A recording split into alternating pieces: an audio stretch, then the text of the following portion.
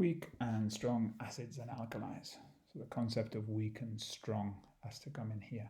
Now this is something to keep apart from the idea that an acid might be concentrated or dilute.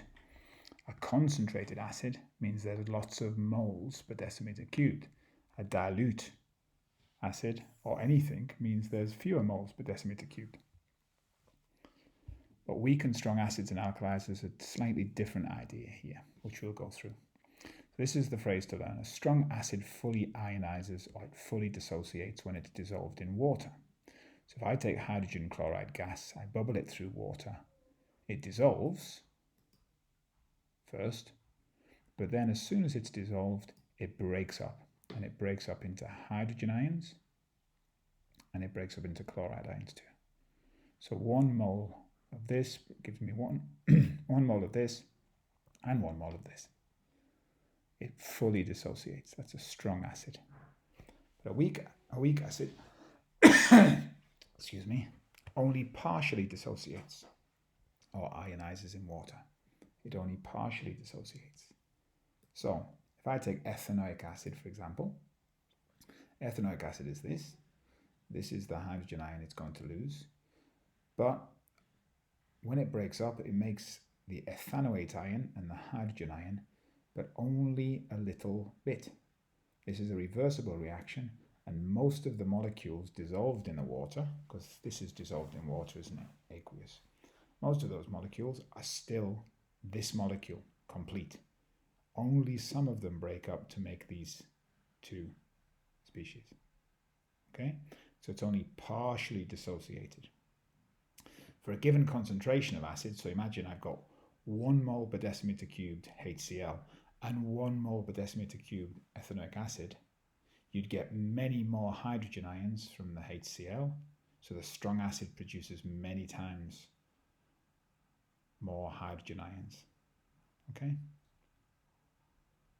Strong and weak.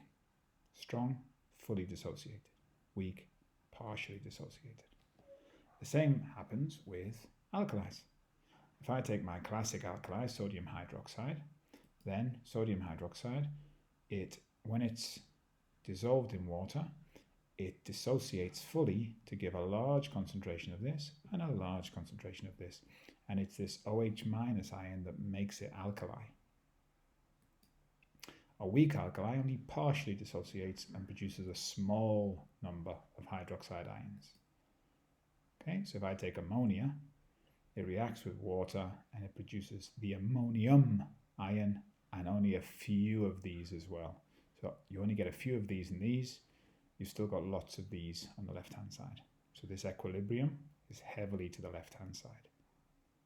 Okay, it only partially dissociates. So if I've got a 1 mole per decimeter cubed sodium hydroxide solution, it will have a higher pH than a 1 mole per decimeter cubed ammonia solution. Ammonia is a special substance and it produces special salts.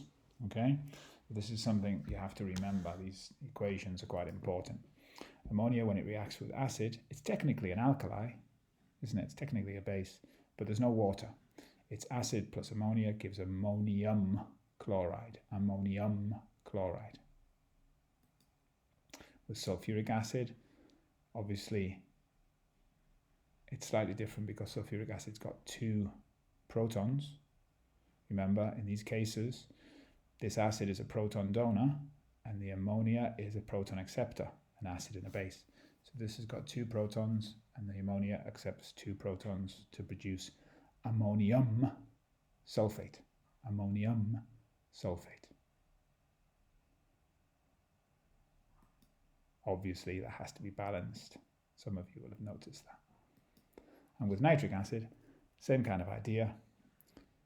Proton donor, proton acceptor, ammonium nitrate. This produces an excellent fertilizer because it's got lots of nitrogen in it and plants like nitrogen. So those are equations for you to remember. Now, ammonium salts behave like weak acids and they'll react with alkalis to produce ammonia gas. And this is how we produce ammonia gas in the laboratory. And it's also how we test for ammonium ions. So if I take ammonium chloride and sodium hydroxide and react them together, I get sodium chloride, water, and ammonia gas. Okay? Again, a good equation for you to remember. It's a good way of producing ammonia, and also it's a good way of testing for ammonium ions. We'll talk about testing later. The ionic equation here is a bit tricky, but we'll try it. Look, you can only break up the aqueous ionic substances. So this breaks up into NH4 plus and OH minus. This breaks up into Na plus and OH minus. This breaks up into NH4 plus and Cl minus, sorry. This breaks up into Na plus and OH minus. This breaks up into Na plus and Cl minus. And the things that are the same on both sides are the Na pluses and the Cl minuses. The NH4 plus and the OH minus, they react to give a water molecule and an ammonia molecule. These can't be broken up because they're covalent. Right, have a read through the pages and answer those questions.